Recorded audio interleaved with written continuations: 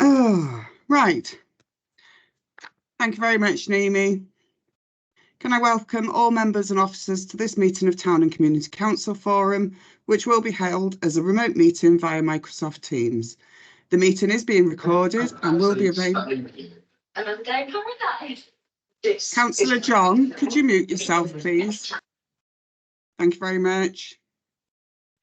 Everyone participating in the meeting will be accessing from remote locations. Please could everybody ensure that their mobile phones are switched off or on silent mode. Members will have received an electronic copy of the agenda. I will ask officers to present a summary of the key points. For the record, the agenda can be viewed on the Council's website. Members and officers will be speaking at various points during the meeting, and those speaking may switch their microphones on at that point. But I would ask that, with the exception of myself as chairperson, at all other times you keep your microphones switched off, as this will help minimise any background noise and interference. All members attending remotely, i.e. not in the chamber, which we're all not today, are asked to keep their cameras on, please. If any members or officers wish to raise a point or question, they should press the hands up icon at the top right-hand side of the Microsoft Teams window, and I will come to you in the order that I receive the requests. Please lower your hands once you have finished speaking, and the chat button has been disabled for this meeting. Please do not use your microphone until I invite you to do so. Officers from Democratic Services, will be supporting the meeting and will be monitoring the use of microphones throughout the meeting, and where necessary will mute those not being used. I would also ask the officers and representatives from town and community councils to introduce themselves as and when I invite them to speak during the course of the meeting.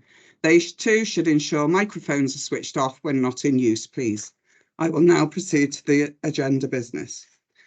Agenda item number 1, apologies for absence. I've only received one, and that's the leader, Councillor Hugh David. Do I have any more, please?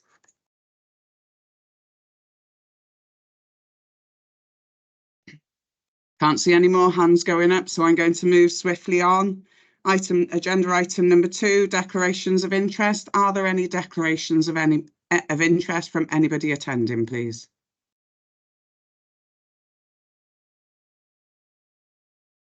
It's very strange doing this all online. At least there'd be some muttering going on in the chamber. Right, agenda item number 3, approval of minutes. To receive the and for approval of the minutes of the 13th of the 11th, 23, please. Can I have a mover and a seconder, please?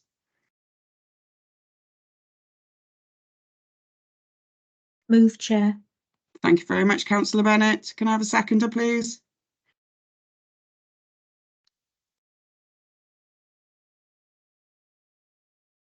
Nobody else was in attendance then? I'll second it. It's Steve Parker from Canellian. Thank you very much, Steve. That's very helpful. Councillor Doherty, is it? Barry? I was raising my hand to move and to second. All right, okay. I do apologise, but at least it's moved and seconded now. Yeah. We'll move on to agenda item number 4, please, which is the Armed Forces Covenant. I will ask Finola Pickwell, she's the Regional Armed Forces Covenant Liaison Officer, to present this item. And I have asked Finn to come and do this presentation for you all today, because I think it's really important that you understand what she's doing and why she's doing it.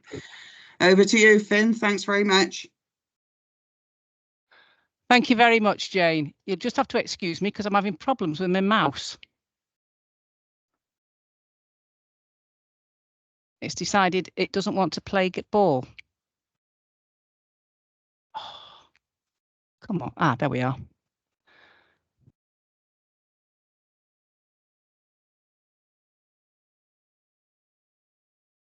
Oh. Are you having fun?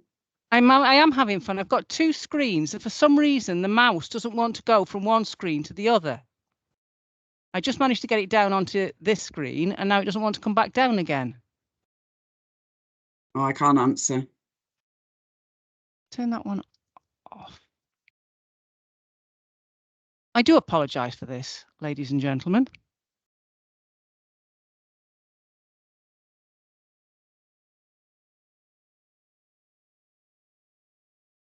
ridiculous. Do you want us to go on to the next agenda item, Finn, while you sort yourself out? Let me see if I can do it on this one.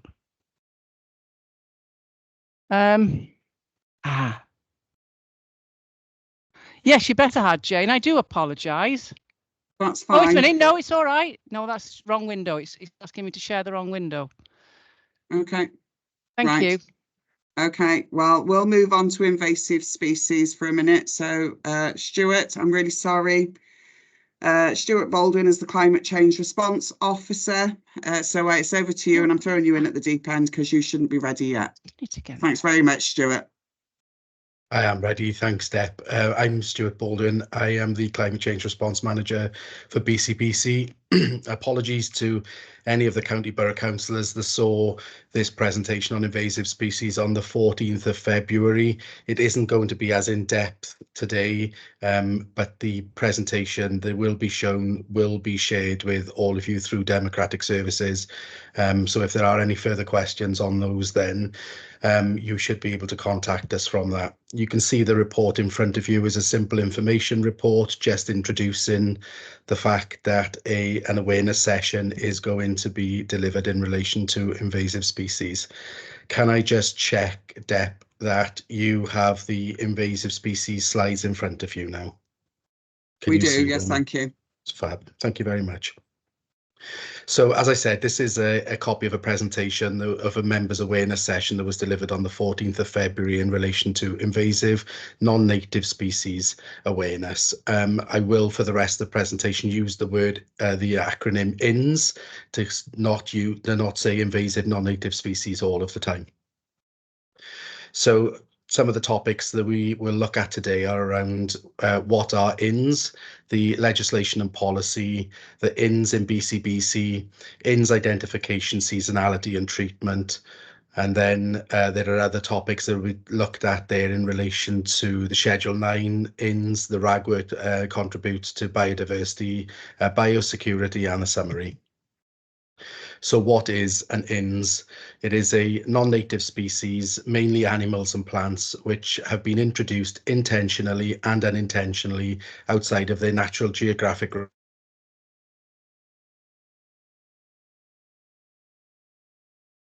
Is it just me, or has everybody else lost Stuart as well? Yeah, I've lost him. It's Okay. frozen on the screen. Oh, it's great. We're having really good fun with all this tech today, aren't we? No, he's still frozen.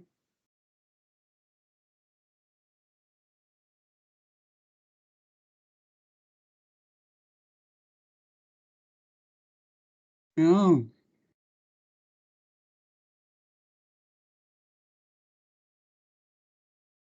I don't know if he's gone or if he hasn't now. I've just messaged him, Deb.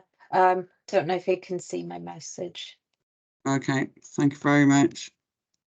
How are you doing, Finn?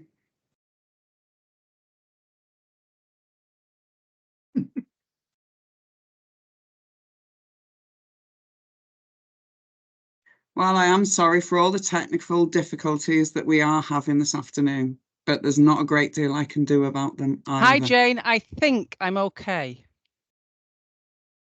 Okay, is Stuart here? Because I'm conscious that he's started, Finn. Yeah.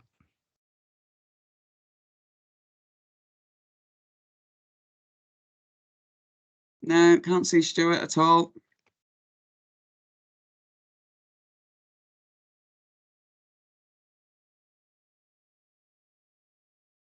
Well, Finn, I'm going back to you then, and I'm really sorry to everybody who's in this meeting where we're having the technical difficulties, and I can see everybody's faces. They're as frustrated as I'm sure officers are, and I am trying to chair it, because I'm going to take you straight back now to agenda item number 4, which is the Armed Forces Covenant. And are you able to share your screen now, Finn? Can you see Lovely. that? Yes, we can. Thank you very much. You're doing better than me then, because I can't see it now. How frustrating. Aha, wait a minute.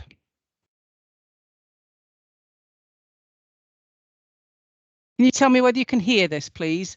This is a short video to start with. No, we can't hear anything.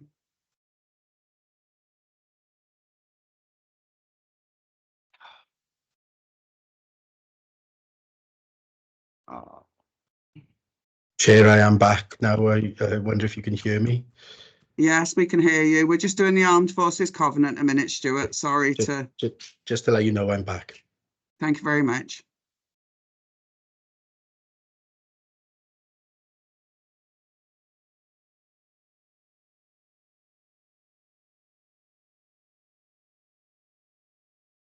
Can you hear that now, Jane? No, we've lost all the screen altogether now, Finn. We can hear it. I do apologise. We'll start again.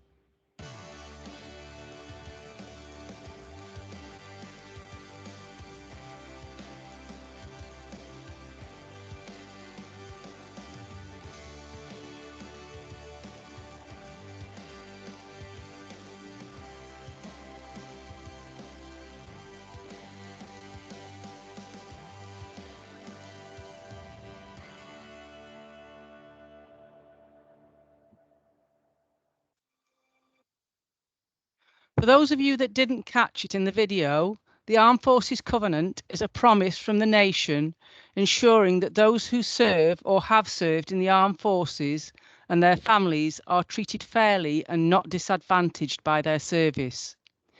It encourages activities which help to integrate the armed forces into local life. When we talk about the armed forces community, who do we mean? Personnel from regular services serving full-time in the Army, Royal Navy and RAF, reservists, veterans and military families, spouses, partners, children, Cadet Force adult volunteers and the bereaved families. Life in the armed forces is different to the rest of society.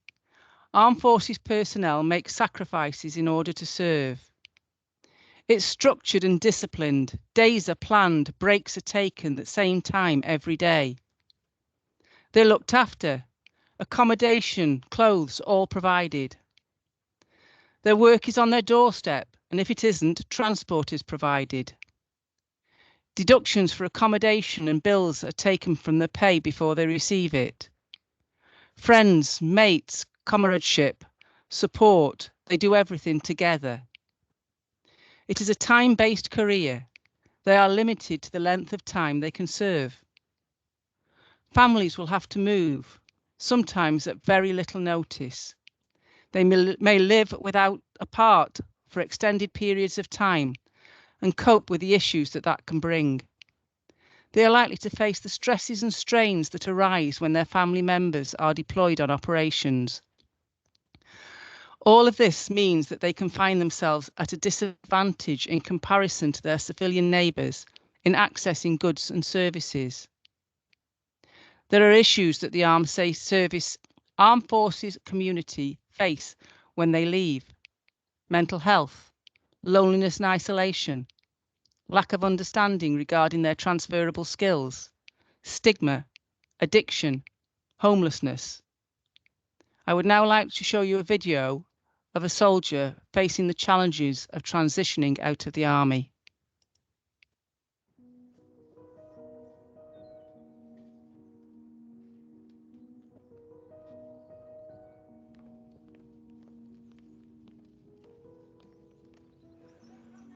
Where are you off to, Dinger?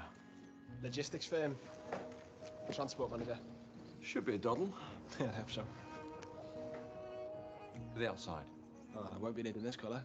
And the kitchen's in the staff room through that door there. Great. So this is where the magic happens? Sorry, I've got to go. Samantha, would you mind? Yeah, sure. Of course, yeah.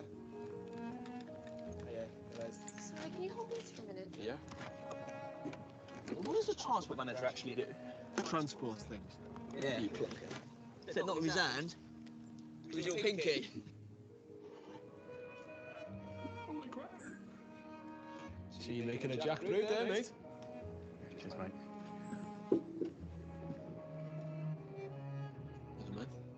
I'll be thinking of you. Oh my God, the clock's on in the morning while you are out on drill. Hang on. No, I won't. I'll be in bed, sleeping like a baby.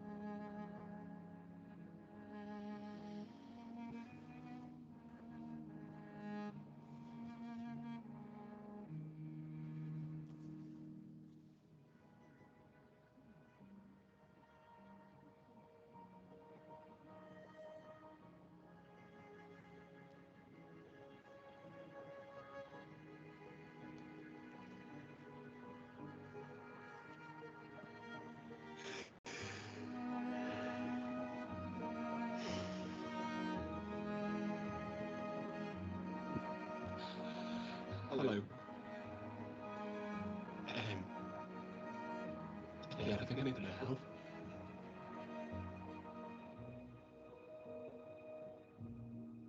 When you've lost your team around you, you can sometimes lose your spark. The Royal British Legion are here to help you get it back. It is these challenges and issues that have led to the new requirement for public bodies to have due regard to the Covenant. The new duty requires public bodies involved in healthcare, education and housing to actively consider and address the unique needs and sacrifices of the armed forces community. This includes making special arrangements when necessary to eliminate any disadvantages they may face. The duty applies to organisations responsible for important government functions in these areas. The duty is not meant to create unnecessary administration burdens for organisations. Instead, it emphasises a responsibility to actively consider and address the needs of the armed forces community while minimising any additional workload to service providers. The focus is on achieving a positive impact on Covenant delivery without placing undue strain on those involved. It's about giving priority to the armed forces community, but it's not about giving priority to the armed forces community, but about ensuring a fairness of assessment of their situations when their cases are reviewed. The goal is to guarantee fair treatment of the armed forces community, both now and in the future.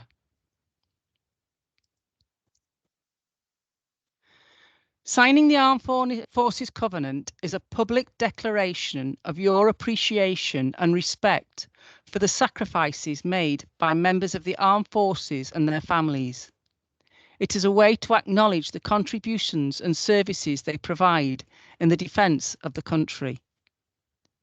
By signing the Covenant, you commit to treating members of the armed forces community fairly and without discrimination. This helps to promote a more inclusive and supportive environment, fostering a sense of belonging for veterans and their families in civilian life. It demonstrates a commitment to social responsibility and supporting those who have served or are currently serving in the military. This can be particularly important for attracting both members and employees who value such values. If you are an employer, signing the covenant can open doors to a skilled and disciplined talent pool. Many military personnel possess valuable skills and experiences that contribute positively to various industries, and the covenant signals your willingness to consider them for employment opportunities. Signing the covenant is a way to engage with and support with the local armed forces community. It allows you to build connections with military organisations, charities and local initiatives, contributing to the well-being and integration of veterans in civilian life. Organisations and businesses are increasingly recognising the importance of corporate social responsibility. Signing the covenant is a tangible way to demonstrate your commitment to social values and ethical conduct, aligning with broader corporate responsibility and objectives. Before I finish, I would like to bring to your attention the veteran-friendly GP practice accreditation in Wales, which provides a framework of practices to enhance their services, demonstrate commitment to veterans' health, and contribute to the well-being of the veteran community in the region. So please, talk to the local GP practices in your area and ask them if they're going to sign up to the veteran-friendly GP practice accreditation. And if not, why not? There are currently only 2 veteran-friendly accredited GP practices in BCBC, and I know that Mr. Dougherty will be very pleased to hear that they're both in Pencoed.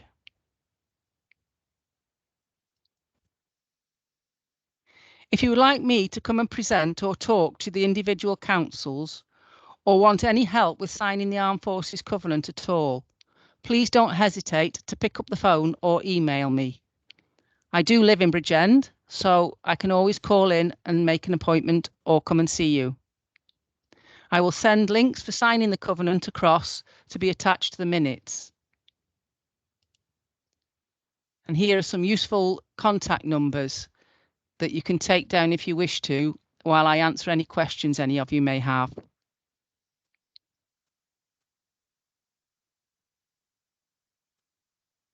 Are these PowerPoints going to be shared with us, Finn? I can share them if you like, yes. Oh, it's just got all the contact details on, so that might be helpful if you could stop sharing your screen, because then I can see people as well. That would be great. Thank you very much. Because I can't see who's got their hand up at the minute. Right, who is it? Barry Dougherty. I won't go through the covenant itself because I'm very familiar with it, because I've done the job that Fiona's done in other councils. But one thing I think through you, Jane, you could get the Borough Council and Town Community Councils to do, one simple thing which is very cheap, is to allocate at least 2 or 3 allotments in each of the areas to the ex-service personnel. It helps them to integrate and they'll get involved and meet people. And it's a very cheap way that we can offer something to all veterans that live in our communities. Thanks very much. And for your suggestion, I think the one thing I would say that is that application would need to go to whoever is managing all the allotments, because quite often it won't be BCBC, just to put that on record, Barry, but more than happy to do so. Councillor Jones, please. Good afternoon, everyone, and thank you, Finola, for that presentation. Just to introduce everybody to myself, introduce myself to you, I should say. I'm Councillor Martin Jones, and during my term, I'm a previous mayor of the county borough. During my term as mayor, I took on the role as forces champion for the county borough. And of course, the obvious question perhaps that you could be asking me is, where are we in the county borough in terms of our support, not only to the covenant, but our support to the military community as a whole? I can update you and say that we have a steering group that is made up of key community safety partners, including health, this local authority, police, the military themselves, the private sector and the voluntary sector. And this steering group basically meets on a quarterly basis where we set out our terms of reference and our action plan to improve our support to the military community. We also have a veterans forum, which also meets on a quarterly basis, where we essentially invite anyone with any connection to the military to come along, to have a look and review the activities of the steering group, to contribute to the ongoing action plan. And I have to say, this particular forum has proved very popular. And yes, Barry, issues like allotments are discussed during that particular forum. And it's pleasing to see that in Laliston, there is an actual veterans allotment, which has been run locally and by volunteers from the military community, which is good to see. It is very pleasing to see that the military themselves have recognised the good progress this county borough has made. And only recently we were invited to Cardiff, where we accepted a silver award from the military in terms of our activities, focus and delivery to the Covenant. Still lots to do. I'm not going to sit here and say that we are ahead of the game, because we certainly are not. As I say, we have lots to do. One of the main things that we are planning for in the future is to get the private sector to sponsor a conference to look specifically at PTSD in the county borough, because we've identified, like many other areas across Wales, mental health plays a huge, huge problem and a huge impact on people's lives, especially those that have served in the military. So that's something for us to look forward to. And I'm sure in due course, we can report back to this forum and again, seek your advice and guidance as we can further our aims and objectives and support to the Covenants. Thank you, Chair. Thank you very much, Councillor Jones. Does anybody else have? Oh, yeah, I can see another hand up. Or is that Martin's Legacy? No, it's Martin's Legacy. Can I ask you to stop sharing your screen, please, Finola? I thought I had. I do apologise. No, I don't know whether I... No, there we are. That's much better. Okay. Thank you very much. Thank you very much for joining us today. I think that's really useful. I do hope that you get some business from all our town and community councils, is what I'm going to say, and a shout out from here. I think that's really important. Oh, Stuart, can you take your screen down a minute, please? Because you're sharing. Thanks. We're having real fun with technical today. Thank you very much. I do hope you have some business, Finola, and I'll look forward to seeing you again soon. Thank you, Jane. It would be nice to see us overtake Gwent, where all their town and communities councils have signed the Armed Forces Covenant. Well, that would be a nice position to be in, but the plea has been made now. Thank you very much for having me. All right, and don't feel that you need to stay for the rest of the meeting. Please don't. If you want to, you're more than welcome to observe. No, I've got another meeting to go to in about 20 minutes, so I'll go and grab a cup of tea if you don't mind. Okay. Thank you very much for having me, and it's lovely to meet you all. Thank you. Bye-bye. Stuart, over to you again. Should we start again and hope that we keep your connectivity this time? Thank you, Chair. It's always the same, isn't it? When these things happen, when you least expect them to. I don't know where I got to in the presentation and when I cut out. So I don't need to talk through that. Were the topics covered okay initially? Yeah. Yes. Okay. And the description of what an INS is as well? I think we lost you partway through that one, if I'm honest. Okay. So it is what it says on the screen there, that it an invasive non-native species are mainly animals or plants which have been introduced intentionally or unintentionally outside of their natural geographic area, and the ones that will ring true to people more than anything from a plant situation are Japanese knotweed or Himalayan balsam, but it's not forgetting things like grey squirrels as well would have been considered originally as a non-native. So there are various legislations that cover invasive species, the non-native, the two that predominantly for that we'll concentrate on around the Wildlife and Countryside Act 1981 and the Conservation of Habitats and Species 2019.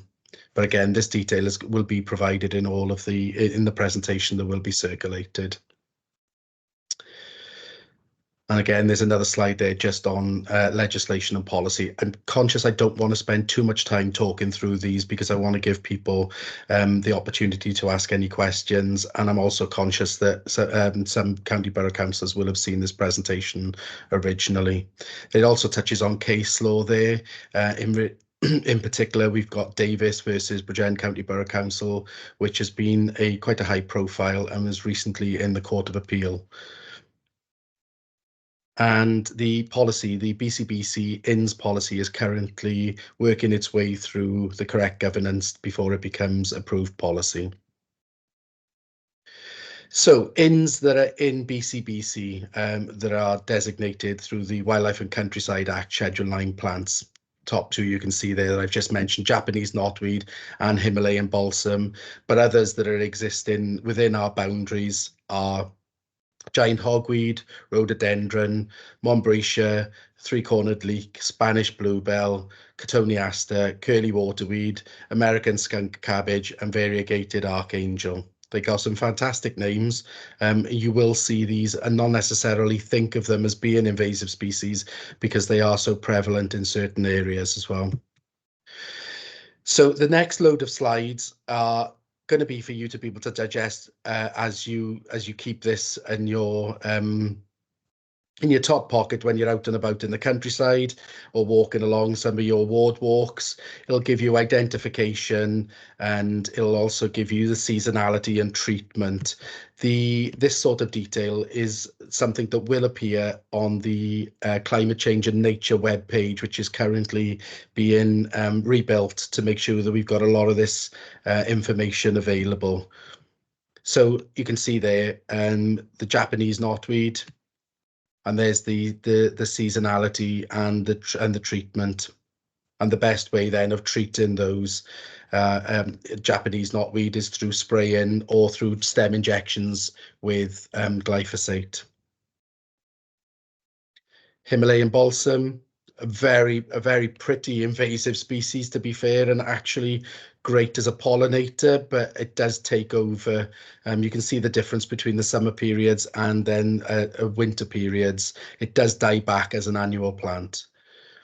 And again, seasonality. I don't want to spend too much time going through these because there's a lot of detail in them for you to be able to digest. So giant hogweed, Montbretia and three-cornered leek. You'll see these in grasslands. You can still purchase a lot of these Schedule 9s, believe it or not, in garden centres. And people, what happens is they'll plant this, especially Montbretia, in their garden, and it takes hold, and they try to dig it up, and they may end up throwing it over the back hedge, and it reroots and literally grows. But it will spread from your garden if it's not in a pot to neighbours' gardens as well. Spanish bluebell is an invasive species. The biggest issue with the Spanish bluebell is that it does hybridize with the British bluebell, which means that you end up with a different variation on it, and they do tend to exist in not too similar environments, but obviously as they hybridize, they will adapt. Rhododendron again and cotoneaster, you'll see these growing, and rhododendron can be a great space filler, which is what it was used for originally, to add height to gardens, but it does take over. Curly waterweed and skunk cabbage, literally you can guess where the name came from for the skunk cabbage because of the smell that it does emit. And then the last one on here is variegated archangel. So the national priorities for action in Wales and other INS. So these are, again, invasives. but not necessarily that would have been attributed to a Schedule 9. But cherry laurel as a tree can take over and end up shading out other more natural native species, which kills them off. So that we have in the Planker up in Ogmore Vale, Nantymoyle, been removing cherry laurel to improve the native species there. Buddleia, obviously known as the butterfly bush, but again is an invasive, even though it's not non-native. These aren't Schedule 9 at this moment in time, but they're potentially Schedule 9s of the future, because they can run rampant through the environment. Russian vine and running bamboo identification. So the Russian vine bamboo, again, will eat through concrete, go through walls, spread very rapidly into neighbours' gardens. And then there are, of course, non-native conifers that I'm sure many people on the call will know. They grow to vast heights. They can block out light and take over gardens, or even, totally shade neighbours' gardens. And these were planted previously because of their ability to grow fast and to fill space, but they are not native. And again, treatment for non-native conifers.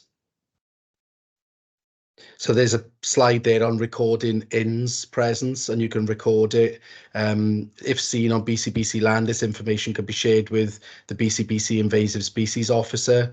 And wherever INS are noted, please share your records with SUBREC or INS Mapper via their websites and INS Mapper as well.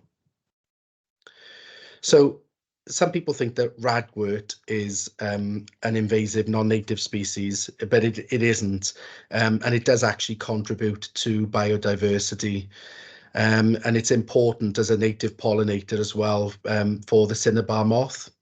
So it can be dangerous for some animals, but that tends to be within it needs to be treated within 50 meters of land that's being used for grazing and forage. So one of the things that is important when you're out and about as well is around the biosecurity. If you're in an area where there are invasive species, then you do stand a chance, especially in pods and spore seasons, of carrying pods or spores from Himalayan balsam. So you should make sure that you check and scrub and wash footwear before leaving any site where there are INS, and avoid planting INS. On a recent trip to a garden centre within our borough, there were invasive species that were for sale there, which we had found in one of our local nature reserves as well. So in summary, after being introduced, INS spread, causing environmental, social and economic impacts. The control of certain INS are prioritised under the Wildlife and Countryside Act 1981. Legislation is in place to restrict the spread of INS, and INS can be identified by certain characteristics. Their seasonality will inform their treatment. Consult a professional before undertaking any treatment on Wildlife and Countryside Act Schedule 9s. Ragwort is native and important to local biodiversity, and be biosecure when leaving sites known to have INS. Thank you. Any questions? And of course, the slides will be shared as well. Thank you very much. So I've got a couple of questions for you to start with, Stuart. And one of those is, you said to report any invasive species that we identify to the invasive species officer. Yes. But you also referenced a load of other people. Surely if we did that via member portal, that would be done automatically for us anyway, as members. Yes, this is for information necessarily as well, because we're at the Town and Community Council Forum. So for those that don't necessarily have access through the members portal and they choose to do it through maybe through their clerk, then the clerk can report that through the other measures. But of course, anything that comes through your member referrals portal will go through our invasive species officer and can be added as well. Thank you very much for that clarity. That's very helpful. And also you referenced biosecurity. So what are we doing on land where we know we have invasive species and we know that residents are going out and walking there? Are we advising them that there is invasive species and they are able to trample that home with them? So at the presentation we gave on the 14th of February, we detailed that we were creating the website so that people had more understanding of invasive species and could be more biosecure. We do plan on running press releases and Facebook or social media posts once our policy has been adopted, and making sure people are aware to try and raise the profile of invasive species so that people are more aware. We've had a situation where we will go out and it's not our land, but we will still contact the owner of that land to make them aware of their responsibilities in relation to invasive species. But also we said that we would be looking to provide biosecurity packs as well for elected members as part of that awareness session, so that they were able to demonstrate their raised awareness and also how they could share that information with other members and residents. So is part of the plan about putting notices up where this is? Because I'm getting challenged all the time about people who are unable to access social media, internet, so won't go on a website. So there needs to be some wider communication, because we are excluding a wide variety of population, particularly those more elderly who walk these places. So for me, there's something around, we need to include everybody in that scenario. Social media and website is not including everybody. That's very IT, you know, that's it. That's not helpful for some of our residents out there. So that is my request to you. Okay. We need to think differently about how we're going to deliver it. Certainly we can look to at all of the options that are available to us. The thing with invasive species is they spread and they die back. So we could put a sign up in one area. It would, you know, put in a permanent sign up in relation to Himalayan balsam or Japanese knotweed may end up being permanent after the treatment or eradication of some invasive species.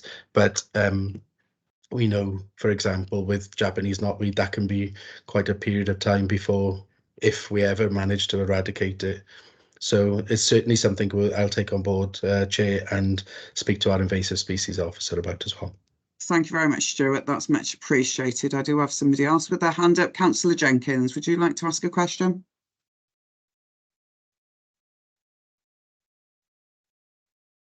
Yes, thank you very much, Chair. I don't know, thanks as well to Stuart there for a brief an uptake again on what is happening.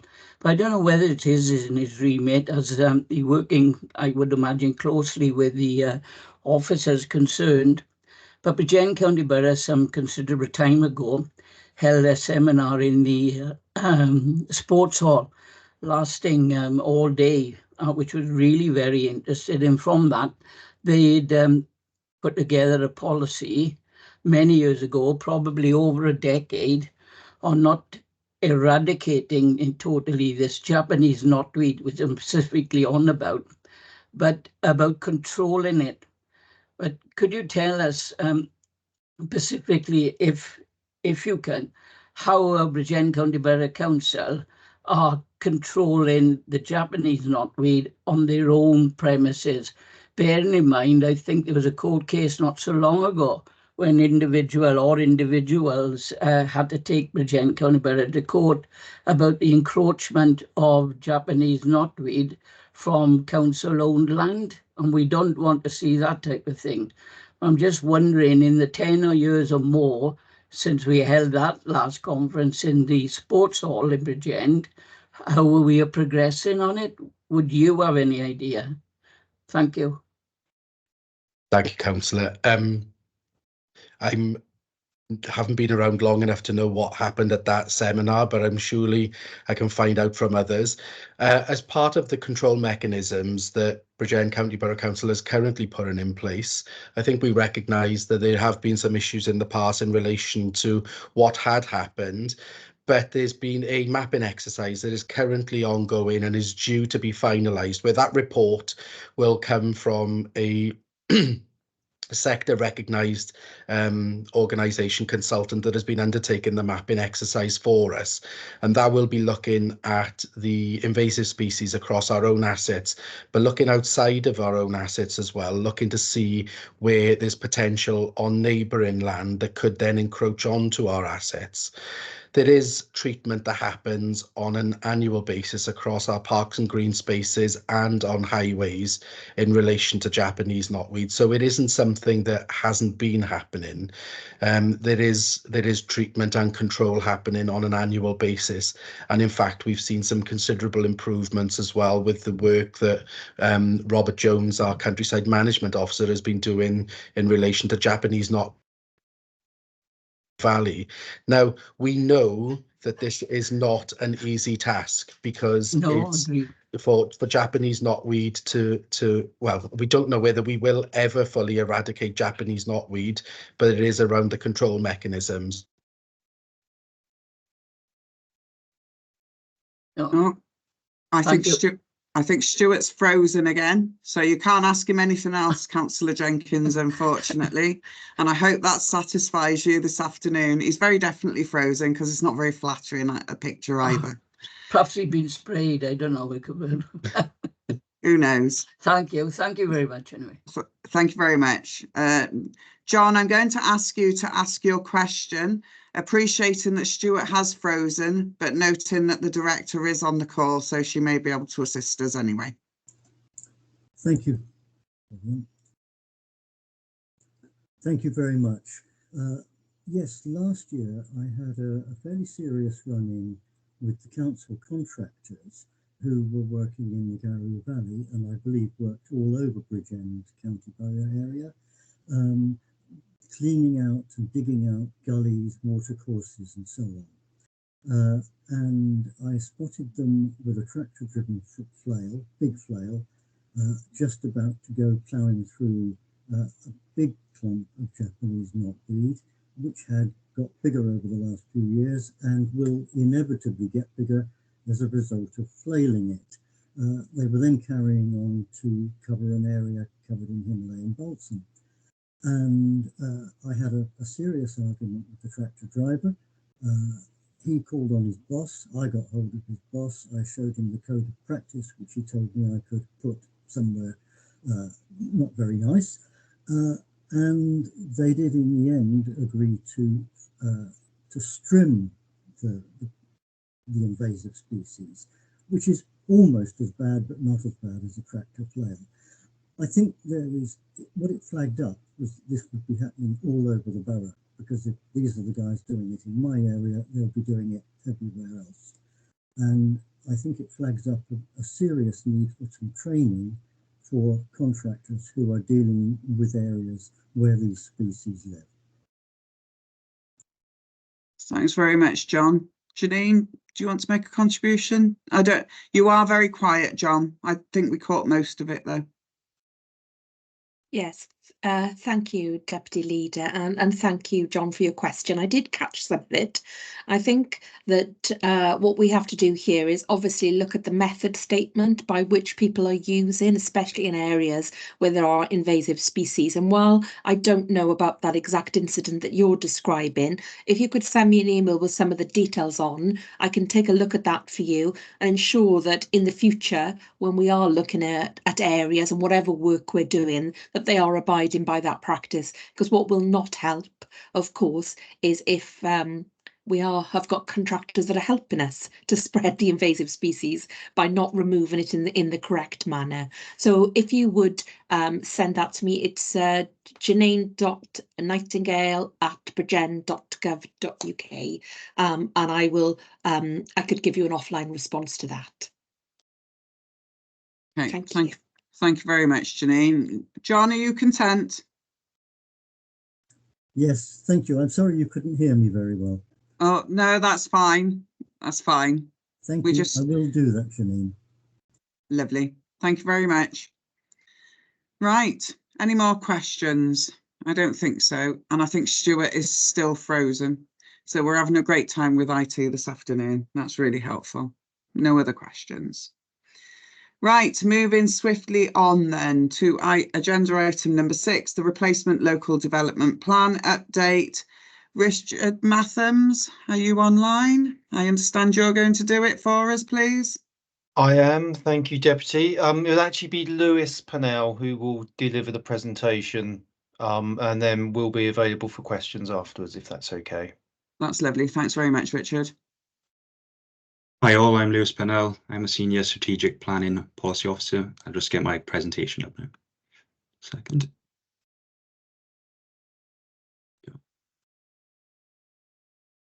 So I'm going to take you through will deliver the key stages and policies before providing a summary on the examination, the inspector's report and the next steps. So the legal stuff, the Planning and Compulsory Purchase Act requires the council to undertake a full review of the adopted LDP every 4 years from the date of adoption. As a review of the existing adopted LDP was triggered in 2018, and that recommended that a replacement LDP was needed. An up-to-date LDP is an essential part of a plan-led planning system in Wales. It sets the framework to ensure that the planning system contributes towards the delivery of sustainable development in a coordinated manner. Without an up-to-date LDP, the local planning process would become fragmented and coordinated and reactive, and you'd have planning by appeal. So what is the plan trying to achieve? Well, it's a land use strategy, and it will guide planning decisions in the county borough. It will achieve good design and placemaking, preventing bad development. It will tackle the climate change emergency. It will also deliver new infrastructure in a coordinated approach, new roads, schools, play areas, public open space, equating to around 160 million in developer investment. It will also provide new homes, affordable homes supported by active travel, and ensure a sufficient supply of employment land. So over the course of its extensive preparation, the plan has progressed through a number of key stages. So in 2018, there was the delivery agreement and community involvement scheme, the call for candidate sites. In 2019, there was the pre-deposit participation and the preferred strategy consultation. And then in July 2021, there was the deposit consultation. So for following the completion of those stages, a resolution was made by Council in October 2022 to submit the plan to Welsh Government and PEDU for independent examination. And this was to determine whether the plan satisfied the procedural tests and could be considered sound in accordance with the test of soundness. So the foundation of the LDP is supported by a growth strategy, and this diagram visually illustrates the forms of growth proposed across the county borough.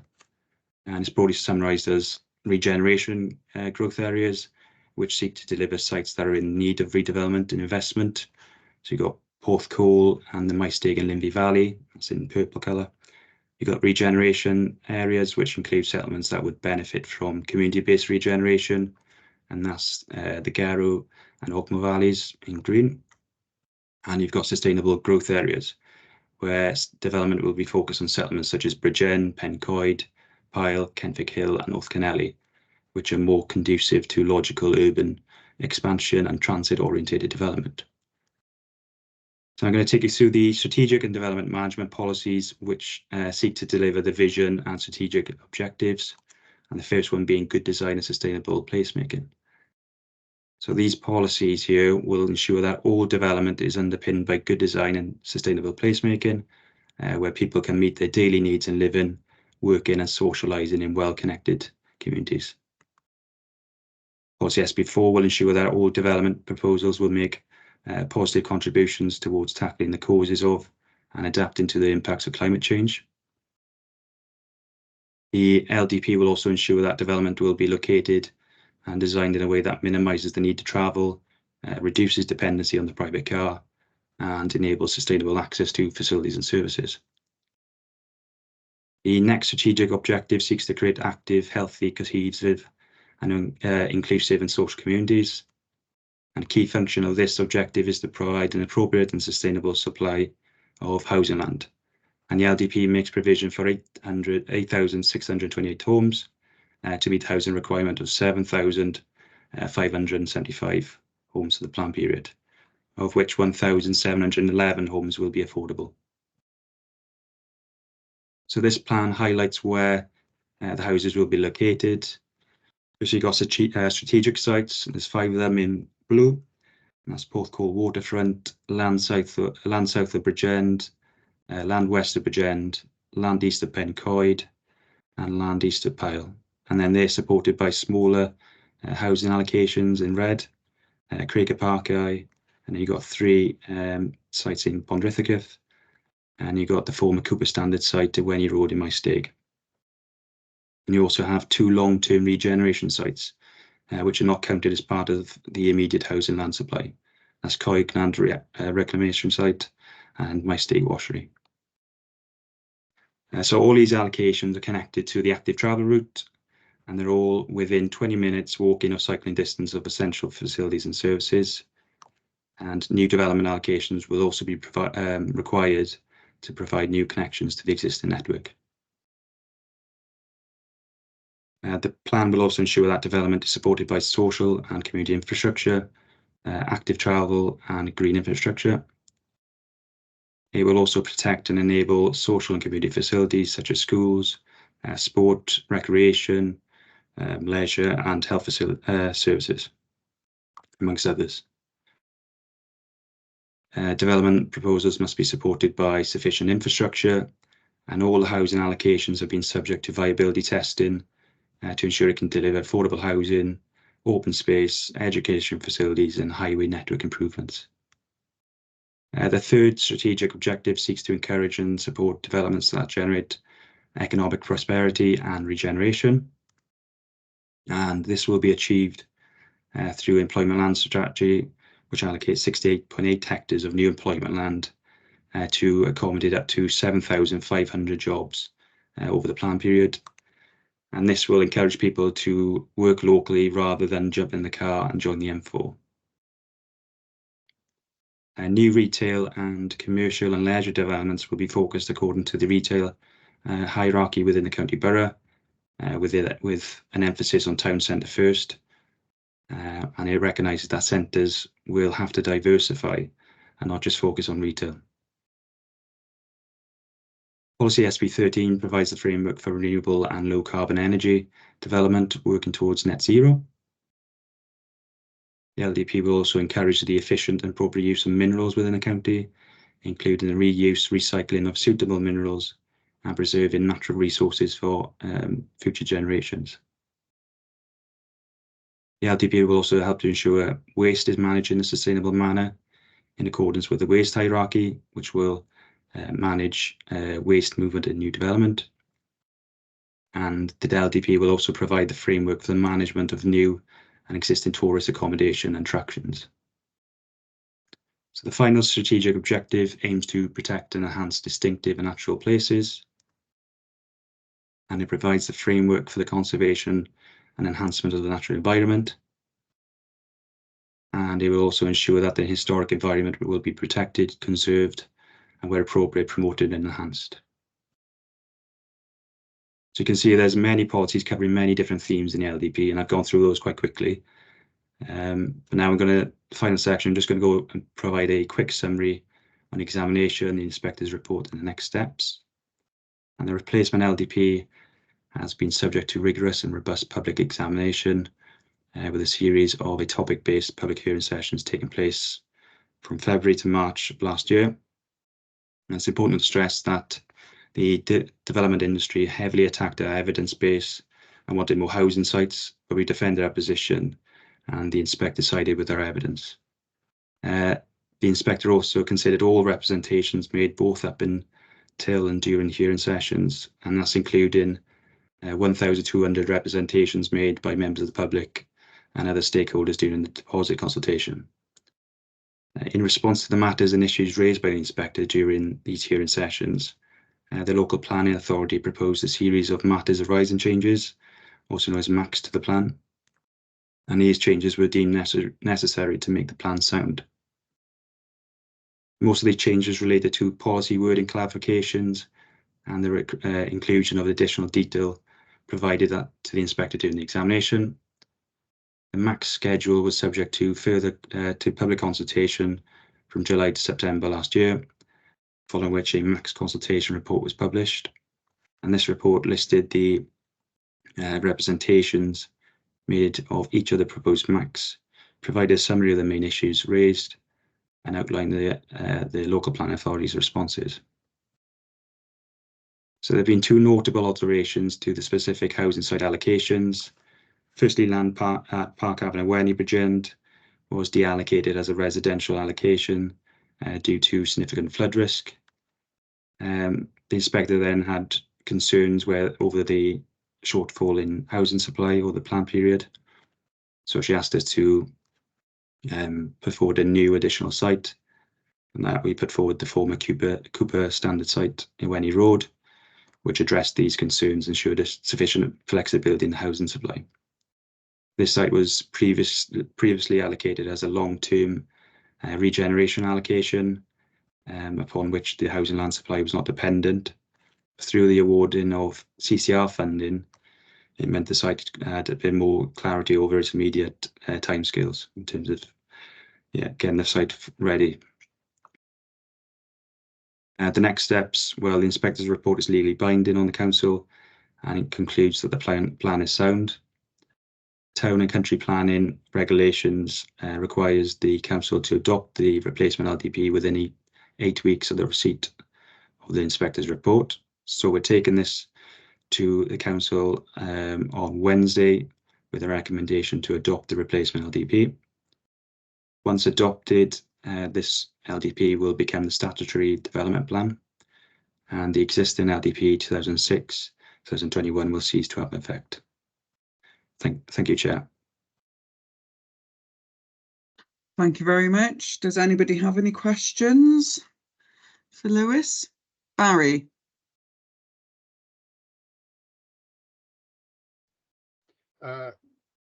Yes, I'm just concerned that it's going to council on Wednesday. And as a town council, since we've had the report sent to us, we haven't met. So I've done a ring round with everybody to get them to look at the plan. And I want to refer particularly to section 5.263, which talks about the half-hourly train service to my stage. Now, also in the report, it mentions several times the Pencoed level crossing and the Penpris Bridge. And I don't know if everybody knows the history, but certainly I've found out since I've been on the council that it should have been electrified, and the Penpris Bridge and the Pencoed level crossing would have been sorted. And then we had a bid in on the Levelling Up Fund, which was rejected. But it's going to cause a problem, because I think on the evidence previously, when people did some research, the Pencoed crossing, when a survey was carried out, it's on average, it's down for 40 minutes within the hour. So if there's an increased train, which I think is great for my stay and for the line itself, I think it causes a problem for us. And we'd like you to sort of delay that part of it if it's possible, or to really discuss it with Pencoed Town Council in more detail. Thank you, Chair. Thanks, Barry. Janine? Yes, thank you. If I could come in, and I think we'll just recap really. I'm not sure whether you grasped as part of the presentation. So this LDP has been about in 3 or 4 years in the making. It's been going on for a very, very long time. We've done pre-consultation, consultation on the draft, and then an actual consultation, then it's gone. So if I'm honest, Barry, this has now gone through all its consultation, all its forms, all the opportunity, and it's gone to Welsh Government. It was approved by Council last year to go to Welsh Government to test for soundness. And as part of the examination in public, bearing in mind now this is a strategic land use plan, so it's right at the very top really of the planning system, and then all the detail flows underneath as it should be. So as a detailed strategic land use plan, the Welsh Government have said it's sound. and that we can go ahead now. And so it's going to go to council on Wednesday to be formally adopted by the council. Now, some of those things you mentioned, including the Levelling Up Fund, and myself and John Parsons on the call and others worked so hard to try and get that Levelling Up funding for that Penprisk Road Bridge. We have no money to do that, but it's still a strategic transport priority for the council. So it's still one of the things that we want to achieve. We'll have to achieve it by funding it in a very different way now.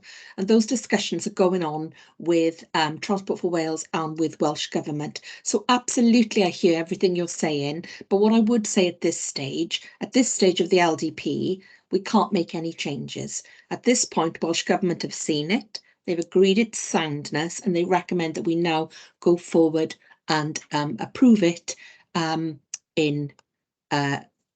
this March council. And we've only got a certain time frame as well. I think it's 6 to 8 weeks after the inspector delivers their report for us to formally adopt it. So what I would say is there's been years and years of us talking about it. That's not to say that we don't want to continue to work with you. There are a lot of strategic planning guidance that we need to put underneath. There'll be lots and lots of planning applications that we'll have conversations with you on. When planning applications come forward, you'll be consulted on that. But at this stage, this is a strategic land use document. Now, Councillor Gebbie, I don't know whether it's pertinent to bring in Jonathan. I was going to bring in Jonathan first. Thank you. Thank you, Chair. Thanks for Janine for the purposes of the recording. I'm Jonathan Parsons, Group Manager for Planning and Development Services. It's a very valid point that has been raised. What the LDP is looking to do is to support the increased frequency on the Llinvi line, which is, as Janine has mentioned, is a transport priority for us, but it also seeks to support the replacement of the Penprisk Road Bridge and the closure of the level crossing at Pencoed. So there's another priority for us. The Pencoed issue has been it's been around for a very long time. It's been in many development plans. And I think this is probably about the 4th iteration of the development plan where there's been a moratorium on development in one part of Pencoed. And that's it's going to be continued to this forthcoming development plan until that matter is resolved. But it's the issue of increased frequency on those lines. It's a wider national issue that we are addressing with Transport for Wales and Network Rail. Network Rail actually operate the track bed for the mainline railway, and these are issues we're trying to work through with those two national agencies. But it's a valid point to bring up. But what the development plan doesn't do is say that you're going to have more trains along the MyState line, which means that the Pencoed level crossing is going to be closed for more frequently. What the LDP is doing is providing a strategic framework for development, but it is supporting better infrastructure for rail in these areas. Thank you, Chair. Thank you very much. Do you want to come back, Barry?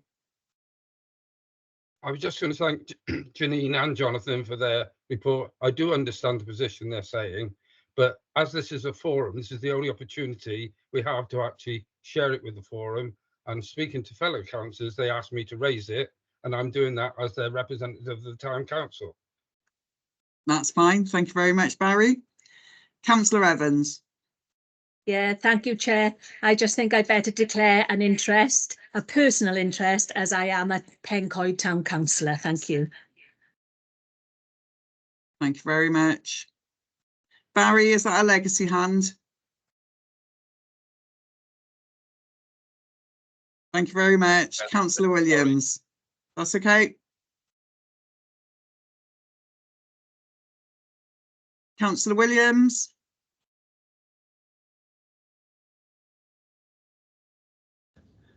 My computer's having a bit of an attack at the moment. Everything's flashing on it, but yes, it's the same interest as Councillor Evans, actually, a member of Pencoed Town Council. Okay, that's all. Thanks. Okay, lovely. Thank you very much. Does anybody else have any questions for Lewis? No? Richard. Thanks, Chair. I was just going to say, if any members here think of any questions once we go offline, please feel free to contact either myself, Lewis Pennell, or Adam Prevost. We're happy to spend some time with you and talk you through it. Thank you, Chair. That's lovely. Thank you very much. Well, there's hands going up and down all over the place, and I don't know what's happening and who wants to have their hand up. Councillor Evans, would you like to come in?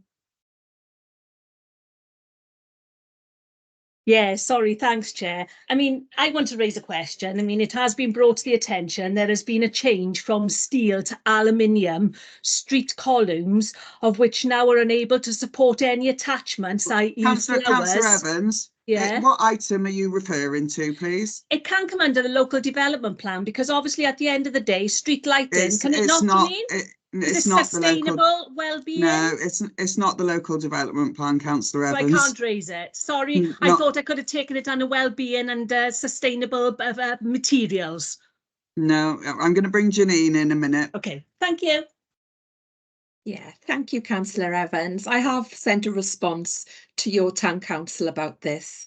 Yeah, it's an operational decision. We have moved from a position of steel street lighting columns to aluminium because they don't rust, they last longer, they can be recycled, and they're more economical for us as a council. It's an operational matter. It's not a matter that requires a political decision. I sent a copy to the town council, so I'm sorry, it's very difficult to hang up your floral displays. It's nothing to do with the LDP. However, you should all be having a copy of that correspondence because we've taken that offline. So thank you for that. Thank you very much, Janine. Barry? I'm sorry, because I thought we were talking about the LPD, but I want to bring up something about the street columns as well, because I'm certainly not happy. Well, it needs to relate to something on the agenda. If you do have any other business, there isn't any other business on the agenda, but I haven't been notified, and you need to notify in advance, because it might not be, Janine, that we even need here. And that's part of the reason. It's about making sure that we've got the appropriate people to answer any questions under any other business, Barry. I did listen to Janine just now. She did say that a response has gone back to the town council. Sorry, Barry, you're on mute. Sorry. It was very, I asked this to be put on the agenda, not as any other business, as an agenda item about 3 weeks ago. And it wasn't put on, and then we got a response today at Barry, 11 o'clock. And Barry, I am sorry, because I'm aware that your clerk asked for this to go on the agenda, but it was after the agenda for this meeting had already been designed. So I don't mean to be problematic, but that request didn't come in till last week. And you've just muted yourself again, Barry. I will say though, but we only got the answer today in a letter form, and I've been out all day and got it half an hour before this meeting. So I accept what you're saying, and I understand the procedures. Okay, thank you very much. So if nobody's advised me of any other urgent items for this afternoon, so I will draw this meeting to a close. Can I thank all members and officers for their attendance this afternoon? It's been very enlightening. Thank you very much. Thank you, Chair. Thank you.